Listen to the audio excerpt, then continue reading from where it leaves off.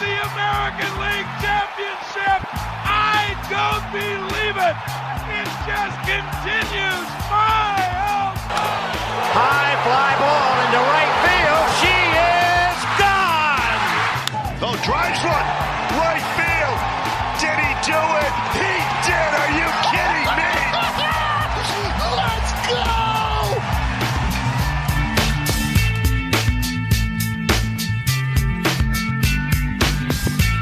It's the FSS Plus podcast with Joe Doyle. I'm Jason Churchill. Joe, right here at the top, baseball is supposed to be fun, is it not? Am I wrong about baseball? Baseball's supposed to be fun. I have a theory here I'm going to throw at you right out of the gate at the top of the show. But yes or no, baseball's supposed to be fun, right? I mean, that's the lie that I was told. I got into this. You're thinking I got into it. this industry loving the game, and I was told it's fun. What about you? You seem to have stuck around for a while. You were told that this was fun. Yeah, I think baseball is fun. Here's the theory I have. The more it matters, the less fun the fans seem to have. When you think about, well, you're just pulling this right out of Spider-Man. No, what I'm saying here, power. a little bit, yeah. But what I'm saying here is, Major League Baseball fans are either elated or they hate the world. Their team either sucks or their team is amazing. There's no in between, and for either one of those, there's no in between. You go down to the college level, and you get a chance to look at teams in the regionals and the super regionals, like teams that were eliminated early. Those fan bases, even in the South, even in the SEC, ACC, even where baseball is king, those fan bases are not losing their minds in disappointment. They're not losing their gourds in frustration. Now, I'm not saying they're happy their team is out. I'm not saying that. But what I'm saying is, their reaction to their team being knocked out isn't anywhere near what it is in Major League Baseball. I'm saying the more it matters, the bigger it is, the bigger discrepancy, I think, in what percentage of fans are actually loving this. It's just an observation. It doesn't really mean anything. It's just an observation. And I think it's kind of funny to me. It's disappointing in a way, but it's kind of funny to me how few fans in Major League Baseball are actually having fun watching their team. Like, your team either has to be on its way to a 100-win season in a World Series, or at least have a really good chance at it, or your fan base hates you and is tired of you and is done and is complaining every day. And, obviously Seattle's where I'm seeing this the most, but I see this in San Diego. I'm seeing this in Philadelphia right now, Joe. Like, Philly, not the start they expected. St. Louis, not the start they expected. The Cubs fans have had it. They're about ready to trade the Cubs for the White Sox. That's how bad they make it sound. That's absolutely how bad they make it sound. It's absolutely crazy. But you don't see that in college. It's just maybe more loyalty in college. I don't know what it is. Who's the most feverish fan base? Like, the most unfair weather fans out there In Major League Baseball? Yeah. I would say what they all have in common. I would say it's the Cardinals. Okay, the Cardinals, I will agree with you. I think the Cardinals have top 3 fans. But they're also always good. They're always competitive. They always lifetime, develop talent. In your lifetime, yeah. Yes. Well, that's a long time. I mean, I can almost drive. It's 20 plus years. Yeah, you're right. It's 20 plus years. But you go back to the 90s, and it was not like that. And Cardinals fans are just kind of like, cool, ho hum. I still love the Cardinals. Let's go over the last 10 years. I would say the Orioles fan base is, committed. I would say the Royals fan base, while I'm talking about the fan bases that are the most quote unquote online.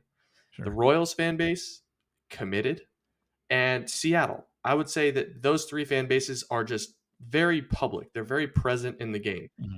I think all 3 of those teams embrace prospects. They embrace the development. They embrace the grind. They've never been blessed with the huge payrolls, or not recently.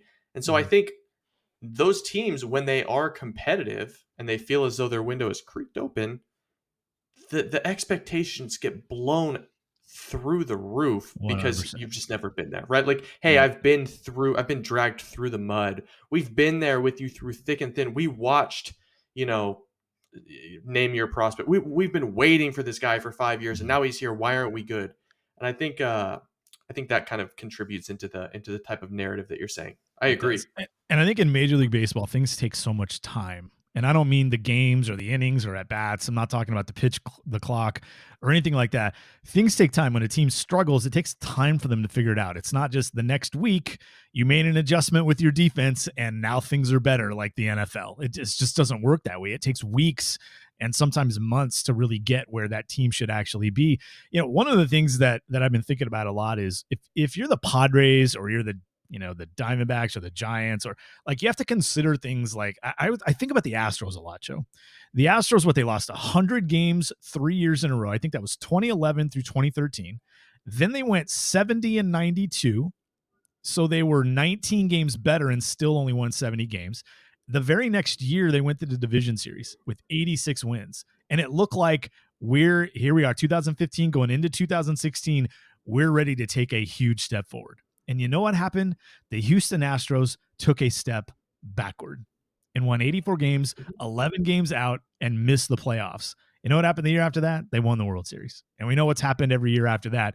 They've been in the LCS or the World Series every year since 2017. So sometimes things just don't happen. Alluding to here. No, just any fan base who's like, all right, like Toronto, they are out of their minds right now about that team. They're out of their minds. They're absolutely, for good reason. I mean, that you can see the sand dial ticking down with Bichette and Biggio. I know Biggio hasn't performed, but Bichette and Biggio and Vlad and some of these contracts coming to an end, like for good reason. Let me throw you another question. Do you think the acceleration of social media and this like instant gratification culture that has been built up over the last 10 years has to do with this? Because I look back and I know it's easy for me to quote Seattle because I've lived here my whole life, but I look back at like when Seattle acquired, Franklin Gutierrez and, just that package of prospects. Right. Back then it was, these guys are all, for the cultural sense, they're all slapdick guys, right? We're trading top talent for prospects. Prospects never turn into anything. Well, back then that wouldn't have meant anything. It wouldn't have moved the needle. But today, the public knows those prospects so intimately before they arrive, and expectations are placed on those prospects so intimately before they arrive that it's almost like you receive a kid that's in high A and it's like, okay, when's he going to be here? We've been promised greatness. When's he going to be here? That didn't used to exist. And when it doesn't work, again, it's kind of a football culture in baseball fandom. Okay, so if it doesn't work, you fire the head coach and the GM, right? Because sometimes in 2 years in the NFL, occasionally even less time than that, the coach or the GM gets fired. Cliff Kingsbury in Arizona probably got too much time.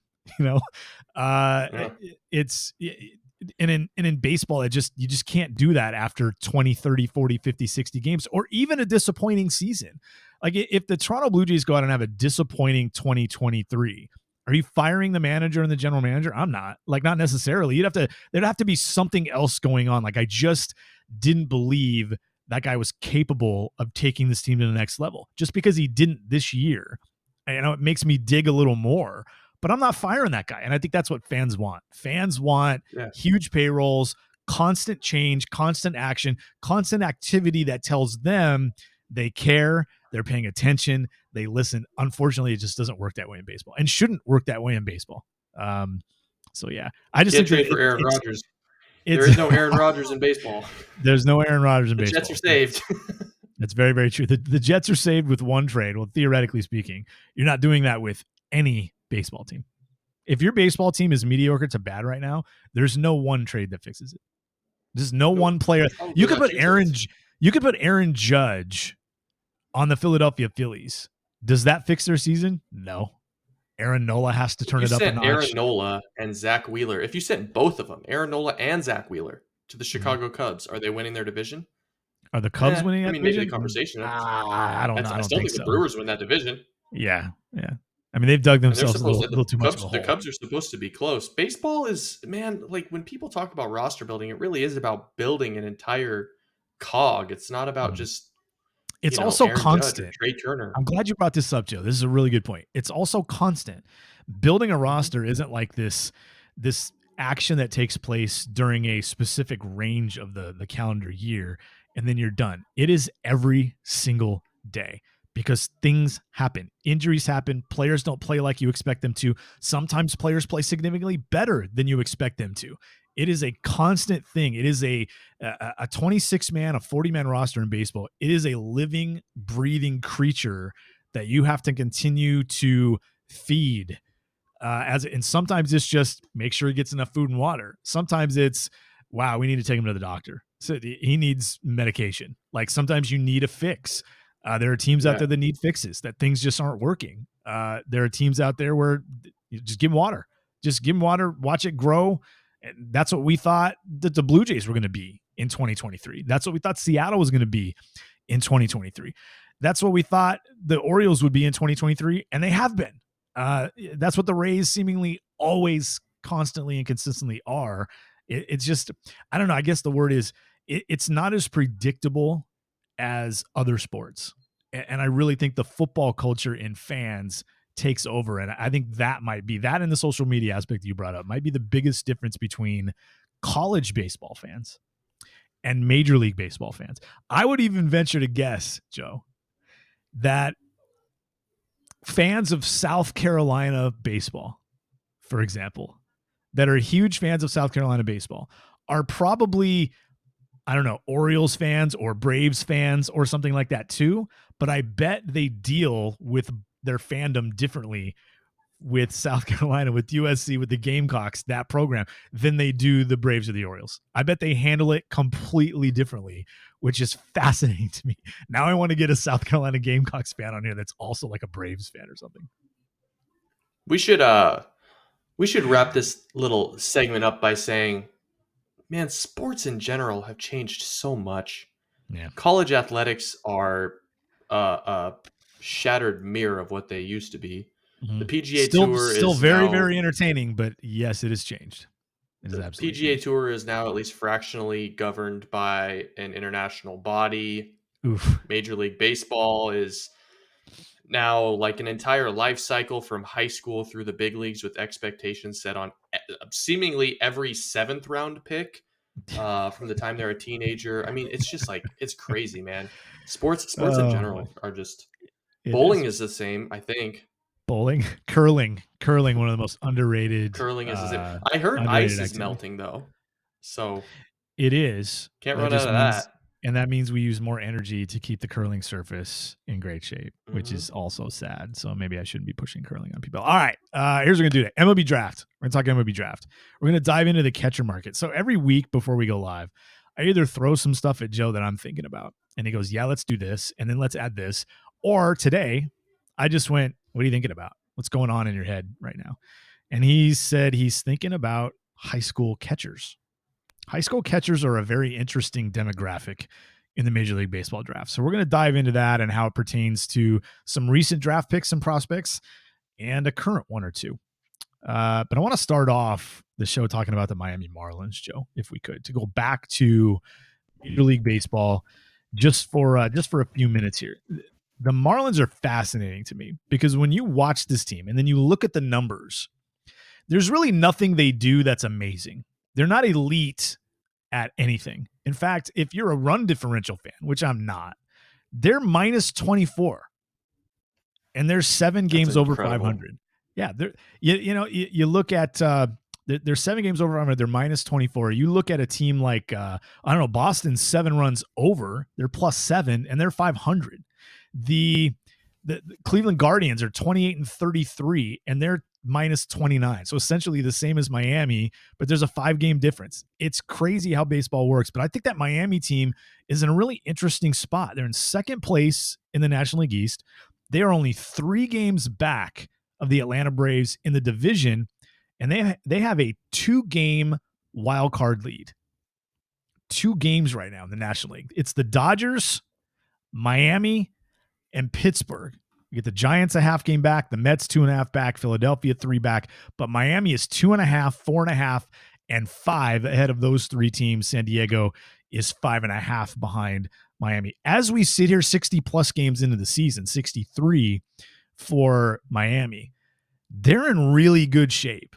And I think if you ask that ball club, they'd be like, yeah, this is about where we expect it to be. This is absolutely where we expect it to be. I think the question now, if you're a Marlins fan, if you're a baseball fan, what happens now? What does Kim Ng and that ball club, that front office do when the trade deadline comes? Like what is there for them to? We know they have talent. We know that's the way it works. We know Miami's the arms galore. They traded Pablo Lopez because they had like another 12 high-end arms in the minors that were within a year of the big leagues, so they could get Luis Ariz, who's hitting 400, by the way. But when you look at that Marlins club, the one thing they don't do is spend money. And I just wonder how creative Kim Ng and her staff is going to be in turning the lack of payroll flexibility into adding impact at the trade deadline. I'm not saying just this season, but this is really, it appears, going to be her first opportunity to buy at the deadline, with this current season being the whole point. I mean, they've spent 134 million, which is one of the lowest payrolls in baseball. That's their luxury tax number. Their cash out is barely over 100 million, but they have talent. How aggressive, like I'm going to put you in Kim Ng's shoes. Okay. I'm going to put, you're going to be walking around and I don't know if she wears your size, so this might be a little tight. Be careful. But I'm going to put you in her office just for a second. If I told you you had a 2-game lead for the number 2 wild card, you were 3 games up on the next closest team at the All-Star break, how aggressive is Miami Marlins general manager Joe Doyle this season, considering how young that roster is, considering the lack of payroll flexibility you have, not just this year, but even moving forward? We don't know anything about what might change there in Miami, if ever, in terms of payroll. What do you do? Yeah, I'm not buying like crazy. I think I think you kind of undersold how lucky this team has been. I mean, the run differential. which, I think the run differential does tell you a little something, right? I mean, their Pythagorean on Baseball Reference is 29 and 34. They're outpacing what they should be by 12 games. But I just gave you, we just fast forwarded 30 games, and they're still in the position they are. So are you sitting there thinking, well, I mean, if that's though the we case, have a 3-game lead, like, we've been lucky, so maybe I'm not going to be as aggressive? Is that kind of how you do it? So I look at it like this: like, the Marlins are going to be a team that nobody wants to run into in October. They've got Jesus Luzardo, who's been money. They've got Sandy Alcantara, who has been very good, but somehow a shell of what he was. Edward Cabrera looks like he looks like a real dude.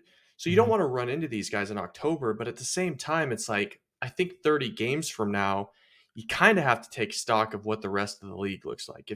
If you're still in this position, but you're tied with the Mets, or the Phillies are roaring and they're right there, and you're still kind of skating, it's hard for me. I look at it like this: the Marlins are so confusing for me. They've been incredibly lucky, and I'm not sure there is a farm system in baseball that is performing worse than the Miami Marlins. They have, this is true. They have next to nothing performing. Jacob Amaya has been good. He's at AAA. He'll probably be up soon. Xavier Edwards has gotten a cup of coffee. I'm sure that he's going to be up for an extended look here. He's been like 370 across Major League Baseball and AAA this year. But besides that, with the exception of Yuri Perez, he's been pretty awesome. Everyone has been terrible. Yeah, Max Meyer hasn't even pitched. Jacob Berry's hitting under 200. Jake Eater's been hurt. Dex Fulton's working his way back. Like, Sixto Sanchez hasn't thrown a baseball in 3 years. Like, I struggle to look at this team, and I struggle to look at their farm, and I go, if you're going to move pieces for significant value, who are you going to move? Like, what are teams going to want that isn't at the top of your farm system? I look at what the Mariners did in 2021. 2021, Seattle was greatly outpacing their record. They were They well were the ahead of Marlins. where they They were the probably should Marlins. have been. They were Absolutely. the Marlins. And what did they do? They moved a reliever in Kendall Graveman that was not controllable. And they went and got Abraham Toro and they brought in Tyler Anderson to just kind of grab innings for a team that was running out of pitching. But more importantly, I think that the thing that they did that kind of moved the needle for 2022 was they brought in Diego Castillo. Castillo was getting expensive. The Rays were, they didn't want to pay him, and he kind of filled a leverage role for the team in 2022. I think that's what the Marlins have to do. I think they need to go and they need to make more moves that improve the bullpen for 2024, get controllable, young, talented arms, and maybe do more of the same with like what they did with the Joey Wendell move. And, I think Luis Arias was a bigger splash than what they need to do, but improve on the margins, improve your chances to win more one-run games moving forward, which is incredible considering they're winning 80% of them right now. But I think that's kind of the key to success for 2024. Spend a little bit this offseason, hope that your pitching takes another step forward. And I just can't see this as a sustainable contender. But I'll finish with this. This is a little bit long-winded. If the Mets and the Phillies are where they are today, 30 days from now, then I think you do have to kind of go. Because then two teams would kind of sort of be out of your way a little bit. Like you're kind of expecting, because Miami's been a little lucky and things are a little bit weird in the National League with them right now, that the chances of Miami holding the lead they have now probably aren't great. I'm with you there. I think Philly's going to play well enough to avoid going into seller mode. I know a lot of folks are out there thinking, oh, they could trade Aaron Nola. I mean, it's possible, but I don't see them trading anybody else, even if they're not contending. Really, I don't think the Phillies are calling this off. I think the Phillies are making moves to win now at that club. But Miami, yeah, they're a tough one. It is tough because you're right. They don't have a bunch of guys trending in the right direction in their farm system. They've already traded from their strength of arms. Some of their arms, you mentioned Sanchez, I mentioned Max Meyer, have injuries that have kept them out. There's a couple other guys that are dealing with injuries as well. One of their top lefties has made one start all season. I think Dax Fulton has made a handful of starts, but hasn't been very good. They just don't have guys that teams are going to be knocking down the door to get. So impact might be a little difficult to get. And that's why I brought up payroll, Joe, because another way to get impact is to take on a salary. And Miami's just never been that team. They're just like, oh, could they go get Cody Bellinger? No, that doesn't make any sense for a team like Miami. He's making some money. He's probably going to be a free agent at the end of the year with his opt out. Miami would be renting a player. Does that sound like anything the Marlins would ever do? Basically, in the modern existence of that franchise, it doesn't. It absolutely doesn't. But I do think they're going to do some things, because I think this is it. Like, we don't know where they're going to be next year, and they are in one of those divisions that theoretically should be more like the American League East this year. That National League East. The Mets haven't played as well as we expected them to. We expect them to be good year to year. We expect the Phillies, at least for now, to be good year to year. The Braves are set up for the long haul. Miami's not going to have a lot of these opportunities. So that's why I'm kind of thinking, I think she's going to do something. I think they're going to make a couple of moves and try to augment that team. I just don't think it's going to be major, and I think they're a little bit limited. So interesting. It's a good point about you brought up the Pythag on them, which includes things like run differential and schedule and things of that nature. But sometimes you just can't argue with a team getting it going. I mean, you made a very apt comparison. Seattle in 2021, everybody was talking about the run differential. Yeah, but their run differential is minus 43. So they actually suck and have been incredibly lucky, except their luck didn't run out before the season. They won 90 games that year. They didn't get into the postseason, but they kept winning at the same pace all year long, despite the fact that their run differential was low. So one of those really interesting. I'm not a big run differential guy. I don't like staring at that. But I would understand why people would look at that and say, maybe, just maybe, it's kind of like batting average on balls in play. Not a big fan, but sometimes it can tell you to look deeper at some things. I'm fascinated by what the Marlins are doing and the direction of that club, and kind of speeding it up a little bit in my head. Might this be a year, and a unique year, because Kim Ng doesn't know how many opportunities she's going to get like this. don't you have to kind of, at least in a very small way, sort of go for it? That's just kind of what I'm thinking right now. Yeah, totally agree. I think you're right when you say, the Phillies and the Mets and those teams have way bigger payrolls. Like they're always going to feast year in and year out with the talent that they've got. So this is an opportunity for the Marlins to splash and make the playoffs. They surprised a lot of people in 2020 when they made the playoffs with a young roster. Granted, it was a 60-game season, but they went for it in that regard. Maybe this is another opportunity for them to do it. But at the same time, if you're a team like the Marlins that doesn't intend on spending, you can't tear down the farm system to make a splash in 1 year. Find a way to, I don't know, maybe they make a sideways move. They have a guy like Jorge Soler, who's having a good year. He's 240, 330, 525 with 17 homers. He's running a 129 WRC plus right now. He's 31 years old. The strikeout rates are very reasonable at 25.6%. His contract, he can opt out at the end of the season. If he continues to have the year he's having, he's probably going to. If you're Miami, might you try to do something with that player and that contract, similarly to what the Blue Jays did over the winter with Teoscar Hernandez? He only had 1 year left. They turned him into a cheaper piece and a piece they could use out of the bullpen. I'm not saying that makes the Marlins better, specifically getting a bullpen piece that you control for 2 or 3 years, but I can see a sideways trade deadline, even if, a Soler for a reliever deal isn't exactly sideways, but I could see that. And it would be feeding one of the most shallow areas of that club. And that's that bullpen that you mentioned. So I would keep an eye on Jorge Soler, even though they're winning. You just never know. You have to be creative. That might be one way to do it. All right, let's talk draft, Joe, because by my math, Mr. Doyle, we're about a month out. As we sit here and record this, I believe we are 31 days away from day one of the 2023 MLB Draft. And one of the more interesting things, one of the more interesting demographics, the more difficult to project, I would even say, is high school catchers. And a lot of times what happens is you get a guy, hey, this guy might be a top 10 pick. And then all of a sudden the draft gets closer. And what happens to those players, Joe? We've seen it time and time again. It seems to happen just about every year. We hear about a prep catcher possibly being a top 5 or 10 pick. What happens to those guys as the draft gets closer? Well, I mean, they tumble. It's the riskiest outside of right-handed high school pitching because of the injury concerns. It's the most volatile demographic there is. These guys take 5 years to get to the big leagues. A lot of times you see these guys, for lack of a better word, flounder in A-ball for 3 years. So because of that, they get pushed down the board a little bit in favor of, college bats that might be at the big league level in 2 years and, fit a more aggressive competitive window. But I think we're seeing some young catchers right now in baseball that might buck that trend. And this draft class has an especially talented catcher that I think could buck that trend as well. Yeah, tell us about it. I believe you're talking about Blake Mitchell from Sinton. Tell us about Blake Mitchell.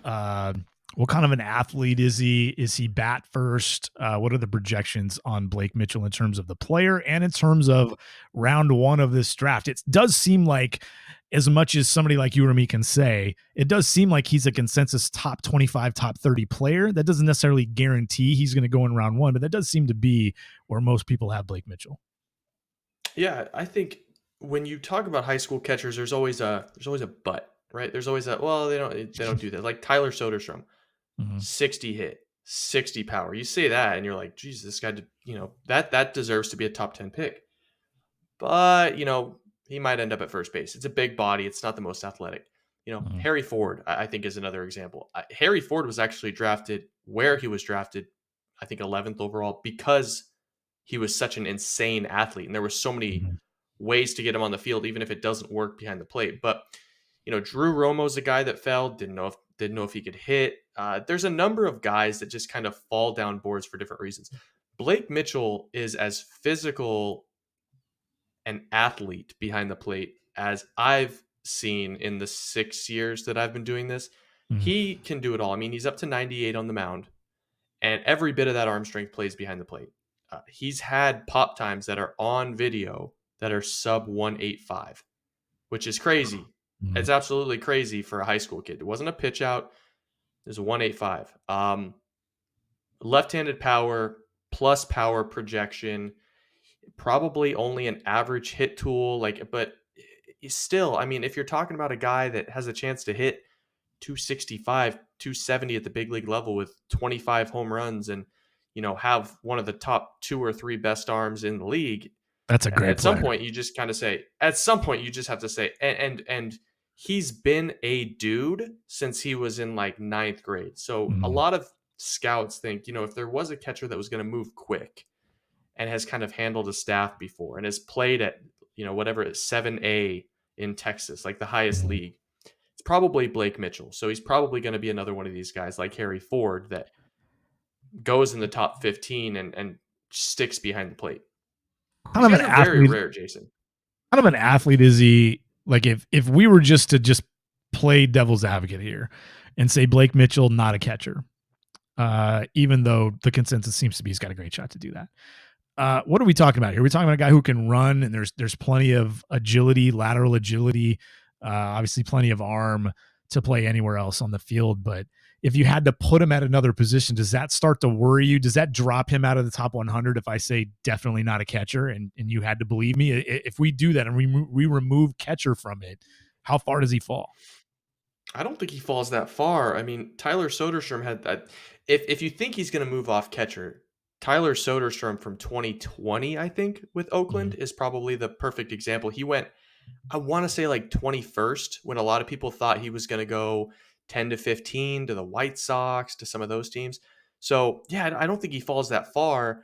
Ultimately, I think if you go back to like last June 2022, there were like just some initial discussions like, what does this look like if it doesn't stay behind the plate? It's probably third base. The arm strength clearly plays at any position. He moves well. It's a projectable body. He's not overgrowing his frame yet. So, yeah, I mean, if you're talking about a left-handed hitting third baseman with plus power and defensive chops, that certainly plays all over the first round. The handedness makes a little bit of a difference here. I Definitely. wouldn't say it's a dictating difference, but that does make a difference here. And the fact that you said maybe it's third base instead of going directly to first base, that to me is the biggest difference. Like if you're telling me Blake Mitchell's not a catcher, but the first move probably to third base and the next move is probably to right field, and I don't hear first base in those first two thoughts, I'm feeling a lot better about the athlete. And you mentioned Harry Ford, great athlete. Maybe he can end up playing third. Maybe he could play left. There's even people that have thought about second base or center field for Harry Ford. That does make a big difference in your confidence because these are risk. Everything you do here is a risk. I'm big on that. Every trade you make, every DFA, every roster move, it's a wager. You're making a bet. The draft is also making a bet. If you're making a bet, probability, risk, things like that certainly come into play. Athleticism. Going to do Blake Mitchell well here. Who's next on that list? When you look at it's not a real strong class, at least near the top with prep catchers, but there's a couple more in the top. I don't know, 50 to 100, 50 to 150 range, I believe. Who's next on that list? Are we talking about the Huntington Beach kid? Yeah, it's light, man. I mean, you're talking about Ralphie Velasquez next. Most scouts that I've talked to, and we've going back to my actual live looks days, most people don't think that he has a shot at catching. He's almost certainly a first baseman. And like, this is what we're talking about. Like, people throw the same sorts of great, like people call it a plus hit tool with potential for above average power with Ralphie. And instead of being talked about in the top 20, again, physical left-handed bat, we're talking about a kid that's probably going to go closer to the 30 to 50 range. So the position makes a huge difference. But again, he's not even as good as an athlete as Tyler Soderstrom, and Soderstrom moved out from behind the plate within months of being drafted. So the other one is a really interesting guy. We can talk about these two in a minute if you want. Zion Rose out of IMG Academy. He's a Chicago, Illinois native. He's a really polarizing player because like his athletic testing is off the charts. He can run, like he's a plus runner. In a lot of ways, he is kind of like Harry Ford in that he's a really good runner, really big bat speed, but just really not a refined product behind the plate. There's been some below average arm strength concerns thrown on him, and people think that he might move to center field. Mm. So, and he's already 6'1", 215 pounds, so he doesn't have a whole lot of projection left. He's being talked about as like a third rounder, fourth rounder, fifth rounder. So it's a polarizing position. I mean, I don't know, man. It's Tryon Rose is a tough one. I get stuck on him. It doesn't sound like there's really more than a small handful of guys that are going to go in the top 5 or 6 rounds that have a even 10 or 20% shot to catch long term from the prep level. So I want to flip this a little bit. What's the catcher crop like overall? Let's include the college guys here. If I mean, you want to draft best player available, but when you get down into some of the when you get to day 2, late day 2, especially day 3, sometimes the tiebreaker is, hey, what's our organizational strength? What do we have at this position? What do we have, player wise with this skill set, with this kind of power, lefty, righty? Can he play center? Is he a catcher? Is he a shortstop? Is he a left-hander? Like whatever that might be. Sometimes those kinds of things are the tiebreakers. So if you're a club that's short on catching, which, I don't know, Joe, let me see. 30 teams in baseball are short on catching. I mean, that is the honest to goodness truth too. 30 teams in Major League Baseball do not have enough catching. It is extremely difficult to find. And the fact that the prep kids are so polarizing and difficult to project, send me right to the college ranks. What does that class look like at the catcher position in college? I think we know who number 1 is, but after that, is there another guy after the Virginia kid, or like do we have to go down? Marks, man. The reason you don't hear about these guys is because so few can catch. Mm-hmm. I mean, a lot of these guys are very marginal catchers, and they play because they have a strong arm and they can hit a little bit. Like there's just not very many college catchers that project to catch. So many catchers at the big league level are converted outfielders or converted pitchers, or they come from the international ranks. Like it takes a special athlete and frankly a special person to be able to handle that role 115 times over the course of the season. Kyle Teal might be that. I mean, he's wiry, he's athletic, he's explosive, he gets low in the crouch, he's got a strong arm. Like that kid out of Virginia is probably going to be a top 10 pick because he's such a unicorn. Once you get past Kyle Teal, I mean, I think Michael Carrico out of Davidson is probably going to go in the top 4 or 5 rounds, but he broke his wrist this year. So, there's some doubts on the bat, and the bat was going to be his biggest selling point. As I go down my list, the more guys that I read, the more people that I see here. Devin Burks out of Kentucky, Garrett Guillemette out of Texas, Julian Brock out of Louisiana. Like, these guys are all bats. These guys are not catchers. Like, I think the guy that's lowest on my list that I think goes a lot earlier than I probably have him here, he's ranked number 315 right now. Connor Burns out of Long Beach State. He's probably a better defensive catcher than Kyle Teal. And even though I have him as like a 10th rounder, I bet he goes in the 5th because the dude is definitely going to catch. And there is inherent value in even being a platoon catcher at the big league level who can handle either righties or lefties with the bat. So yeah, man, it's a really short list of guys that teams actually think will provide value back there. What about Devin Burks from Kentucky? Are we talking about a day 3 kid, or does he have a chance to sneak into day 2? Just because it sounds like he's definitely a catcher. He's a catcher. I mean, he's got big power. He kind of reminds me of Hunter Goodman from Memphis from a couple of years ago. And all that guy's done is mash baseballs in Colorado's system. So I think Burks is a guy that goes in the first 5-6 rounds. Julian Brock probably in the first 5 or 6 rounds. Calvin Harris out of Ole Miss, the DJ. Not funny.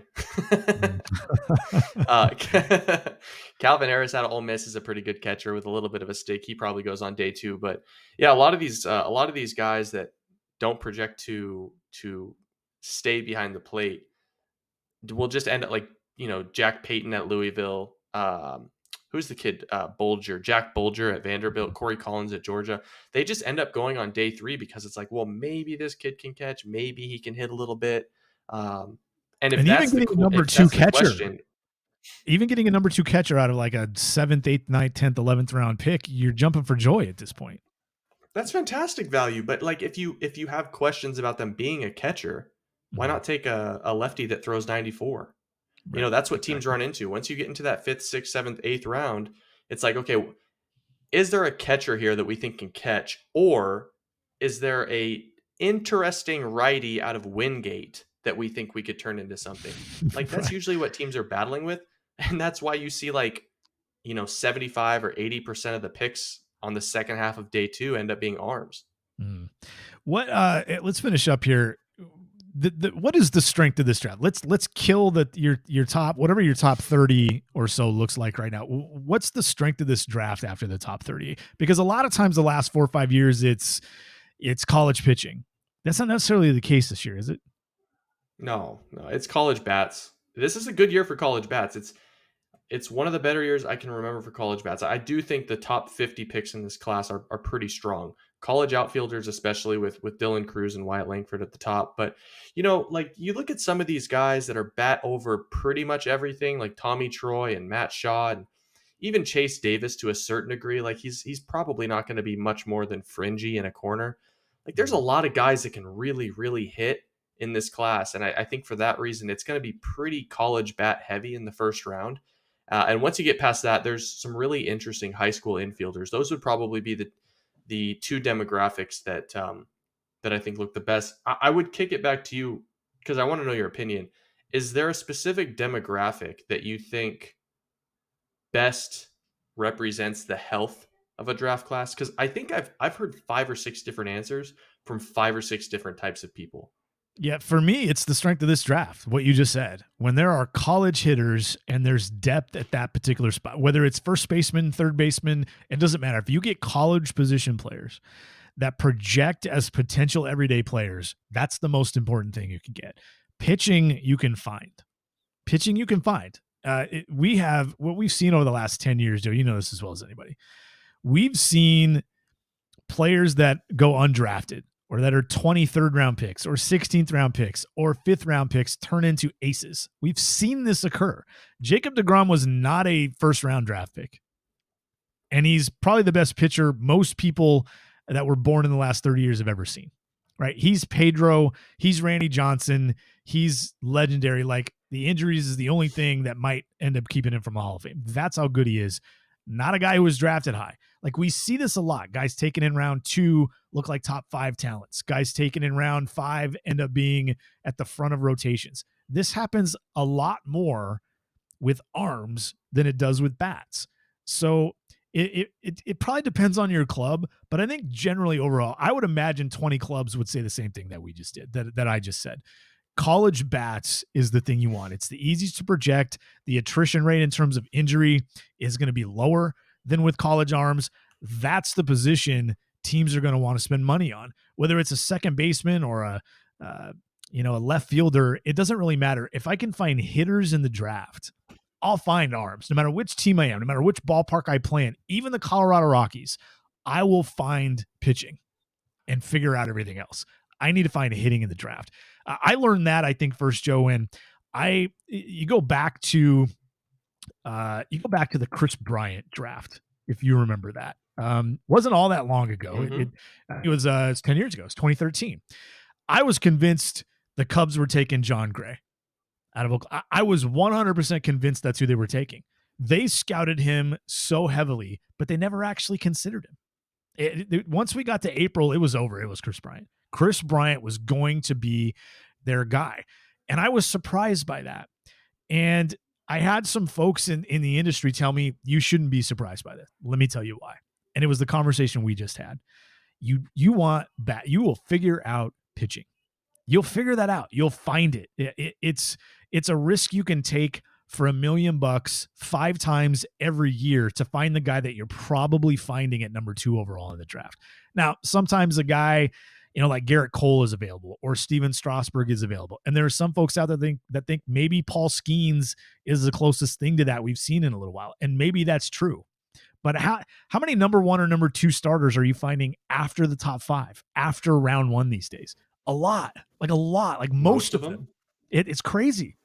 So I think you look back at it, I think that was the year Mark Appel was the first pick by the Houston Astros. Chris Bryant goes 2, John Gray goes 3 to the Rockies, Cole Stewart went 4 to the Twins, and then a bunch of bats, took over. Hunter Dozier was overdrafted that year, but it was because Kansas City would rather take a risk on a medium hitter than a pitcher like Phil Bickford, who ended up going 2 or 3 picks later, or Brady the Shipley, Bick. or Chris Anderson. Yeah.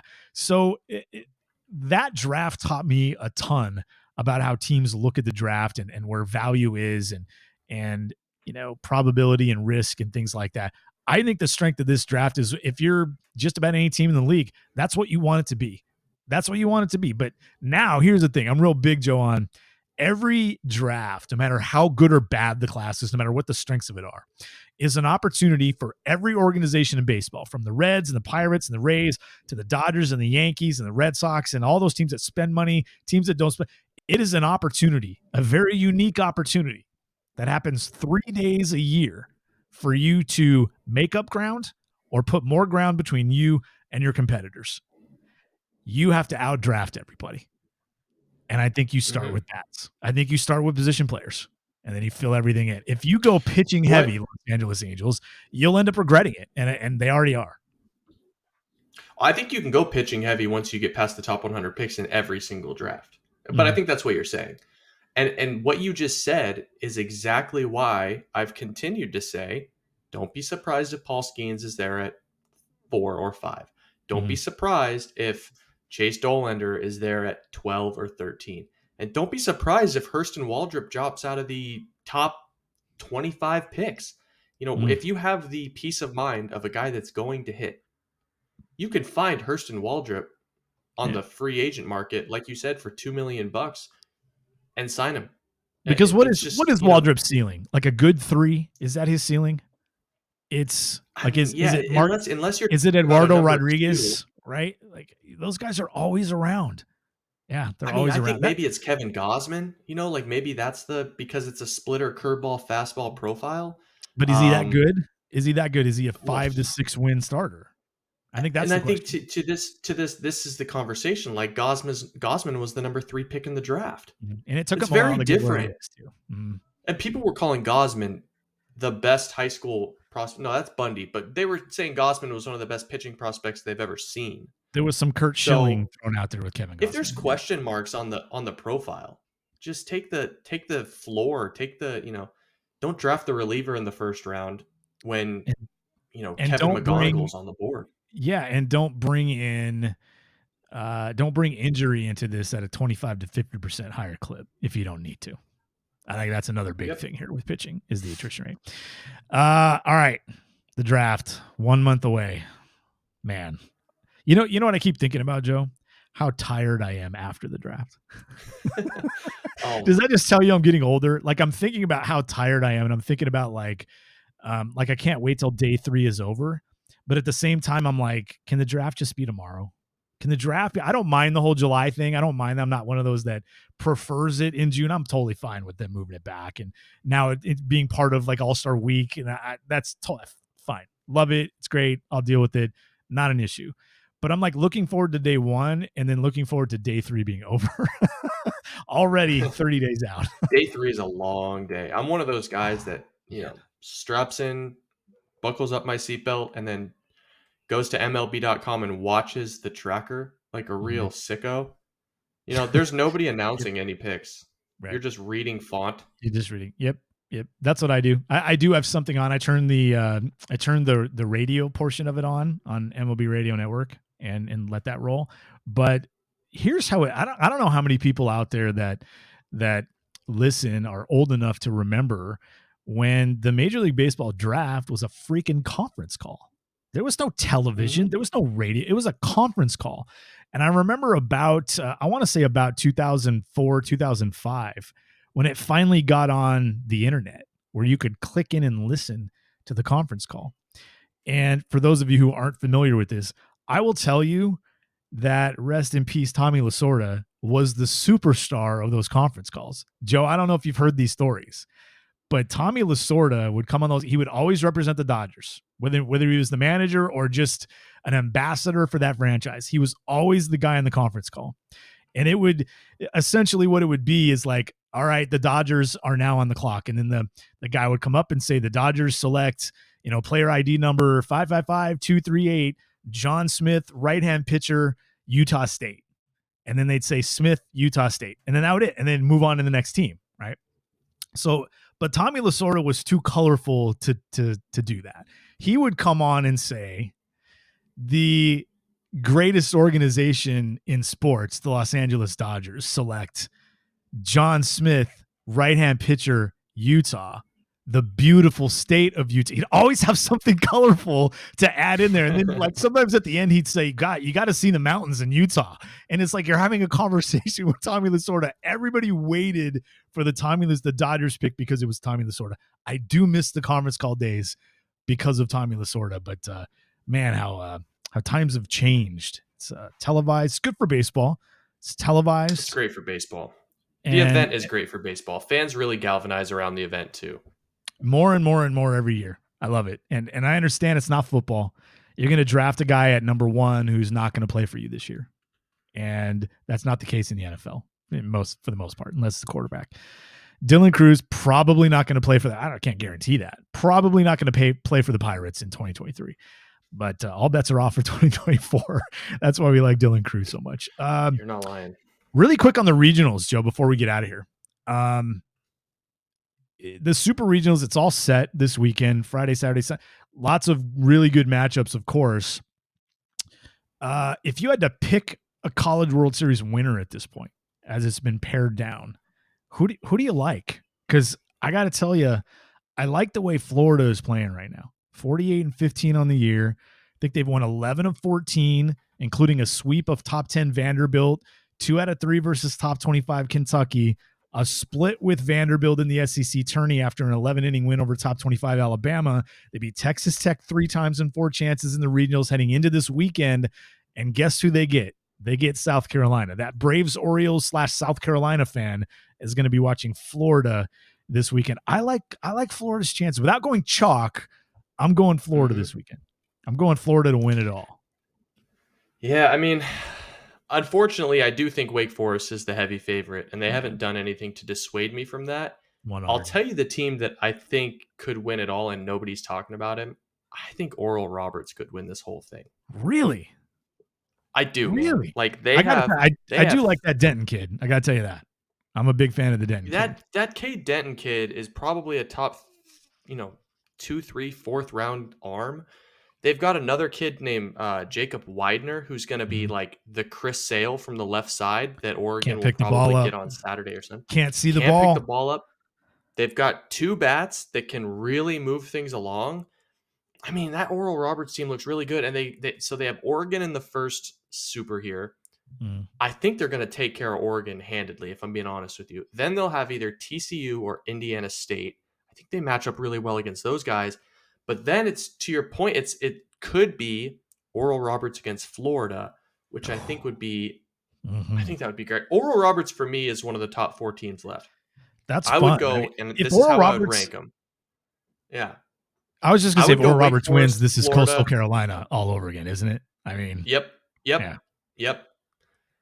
Nobody watches them. Nobody's seen Oral Roberts play all season, and then you see these kids chucking 95, 96 with crazy arm angles and, like 18 inches of run and, 87 mile an hour sliders. And you're like, Jesus, what the, Denton comes at you. Are they cooking kids in a lab?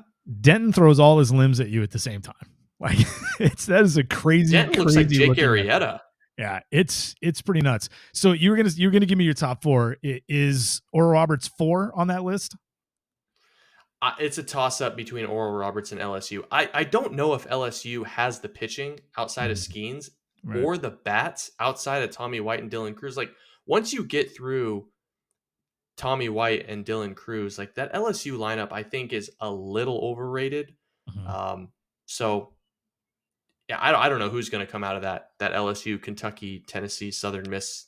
Would you just Southern Miss is nasty too. They've got 4 or 5 arms too. Would you just walk Dylan Cruz then? that's actually true, like if that's what you believe, and that's actually true, and this weekend I don't think you LSU can. is playing Kentucky, you don't think you can? Like if the bases Not are with Tommy empty, White behind him. if the bases are empty, you just walk down. You don't. Okay. What With about 2 Tommy White? outs, If the bases are empty, do you just walk Tommy White then, or you just attack him? Yeah, because the bases are empty. I would. Yeah, if you just got Dylan Cruz out and there's now 2 outs with nobody on, I would walk Tommy White. Wow. You know, because the way those teams like LSU bludgeon you is they put up a 6th spot. So there's not a lot of LSU puts 1 on the board with 1 solo home run from Cade Beloso. Like there's not a lot of that going on in these games. I think Kentucky's going to get boat raced by LSU, but I think Southern Miss could give LSU a really tough time. Interesting. That'll be fun. College baseball, one of the more underrated It's sick. sports. It's so good. It's good in February, and it's great in May and June. That's the voice of Joe Doyle. Follow him on Twitter at Joe Doyle MILB, and obviously get his stuff, his rankings, his mock drafts at futurestarseries.com. Joe, always fun doing this. Go watch some baseball, will you? Oh yeah, okay. If I have to, it's an order. I mean, that comes straight from the top. We've been told we got to go watch a bunch of baseball, so that's what we're gonna do. That's all for us this week. We'll talk next week. This has been the FSS Plus podcast. So just chill till the next episode.